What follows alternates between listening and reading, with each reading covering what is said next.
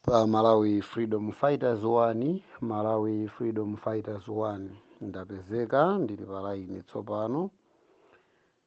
Comrade the hard justice kuno ku Mulanje ku boda. Ndithudi nditero choncho ndikusimikizireni abale anzanga, ine ndili kuno ngakhale ndatsuwa pa line kuyambira Saturday. Nkhani inali ya ma network chifukwa cha kuthima kwa magesi komanso moto ndiye sitimapezeka nawo. Chonchi ndikuti zangotengera kuchoka ndikuchaja kwida kwake ku estate kutali. Tikuchaja kumeneko ndithudi kuti mwina mwake lero liti khale ngati taoneka tili pa line apa. Ndithu abale anzanga tinali tikuona china chilichonse facho ti mafoni athu anali othima atalephera, mwina tikanachita capture zinthu zina nkutumiza kuti anthu aziona, komabe tinaona kuti it is not necessary kuti anthu ena akufuula ife tizichita capture. Ndithudi ndiye kunoko kunali ntchito, tikati ntchito ndiye mumvesetse. Ndithudi kunali zazikulu, anzathu azunzika, anzathu aluza miyoyo, aluza katundu, zambiri zachitika pano mmene tikunenamo. Ndithudi ndizisomo za Ambuye kuti ife tili pano ndipo ndikuyankhula chonchi kusonyeza kuti tili bwino, tili safe. Ndithudi mwina mwaona oyambilira amene anayamba kufika kunoko anali Bon Kalindo, anafika amene kumitawa ku boda kukaona malo amene anthu amenewa asonkhana. Kunena zoona pali anthu ochuluka kwambiri. Ndithu anasiya thandizo lawo lokwanira pamalo paja ndikumapita. Ngati siligwira ntchito ndi vuto la anthu amene alandira ndalamayo, koma iwo bwanawo asiya ndalama ndithu. President iwo taona lero ati afika kumeneko agula ku tanki ya madzi nkumapita. Nanga akanakhala kuti agula chinthu chooneka kunja akananong'ona, akanagula nseri ngati akanalonjeza pomwepo kuti ayi tisiya ufa tisiya zakuti, koma chimene chaoneka ndi tanki ya madzi akuti kuopesa kolera. Anyamuka ndipo apita. Kuli madera ena tikamalizungulira phiri ili, kuli madera ena kumene kunafunikira kuti mwina akanakhala ndi chiganizo chabwino, mwina mwake akanakafikako, mwina akanakwera ndege, chifukwa kumeneko sizikanatheka magalimoto kukafikako. Abale ena kumeneko apita pamene anali kupempha chithandizo cha asilikali kuti mwina apite pa ndege akapulumutse. Koma mukudziwa paja Malawi Defense Force yathu kunoko imavutika kagwiridwe ka ntchito, ndi chifukwa mukumva kuti olima tomato kwa mkando wapulumusa asilikali ya Malawi Defense Force. Olima tomato wa kwa mkando wapulumusa asilikali ya Malawi Defense Force pamazi. Malo moti asilikaliwo apulumuse olima tomato koma sizinachitike choncho. Ndiye zimene mwina zikubweretsa mavuto. Ife timaona kuti ngozi imeneyi inali yokonzekereka bwinobwino. Boma likanatha kukonzekera chifukwa amalengeza kuti kubwera namondwe amutchanso zina okha. Every day mwakuti.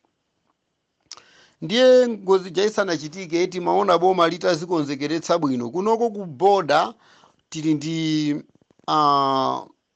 kampu ya asilikali Sukasanje iliko konkuno.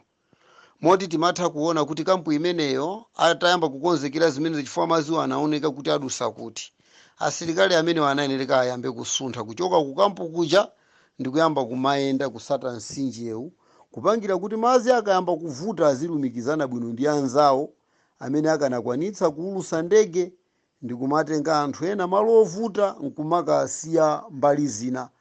Koma zimene sizinachitike. Moti tikunenamo anthu ambiri zoopsa zachitikira mamawa. Anthu ambiri zoopsa zachitikira mamawa. Ena zinayamba usiku kuchitika, komano ena zachitikira mamawa, ndipo anthu nkumakokoloka nkumaona kuti ifetu apa pandiye tikupita. Ndithudi ndiye dziko lathu pachali madusa mu zimenezi.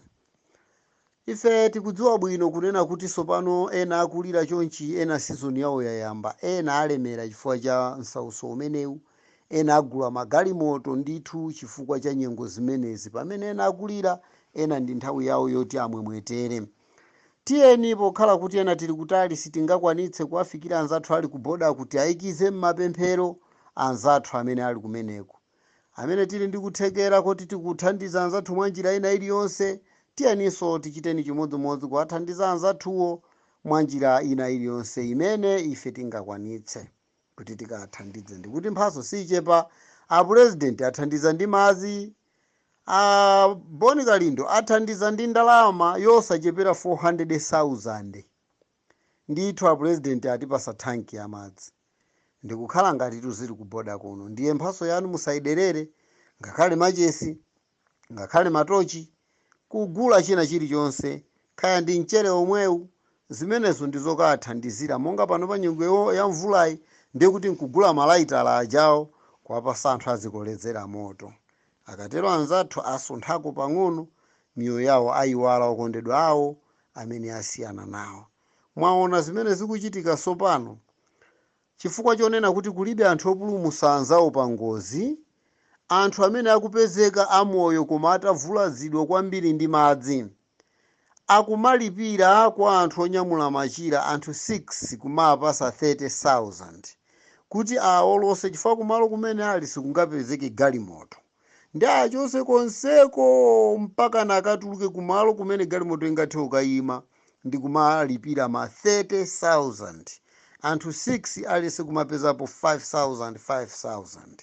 Zijati kunena zija kunena kuti sauso wa ena ndi season ya ena. Ndi zimene zikuchitikira kuno, chifukwa chonena kuti anzathu opulumutsa anthu pa ngozi sanapezeke mwansanga. Ndipo mpaka na lero mmene ndikunenamo, anthu akuthamangabe kuthamanga nawo kupita mzipatala, aluza okondedwa awo, aluza katundu, akupitilirabe kuluzanso ndi ndalama zomwe. Ndiye tiyeni tiyayikize anzathu m'mapemphero, cholinga choti Mulungu achepese ululu pa zimene iwo akumazimva. Ndapezeka ndithu monga ndanena mwakanthawi kameneka, ndiye kuti mukandiona zinde kuti motoso wandithera, zizadaliranso ndibwerere komweko ndikachacheso ndithu, koma panopa ndilipo. Zikomo kwambiri.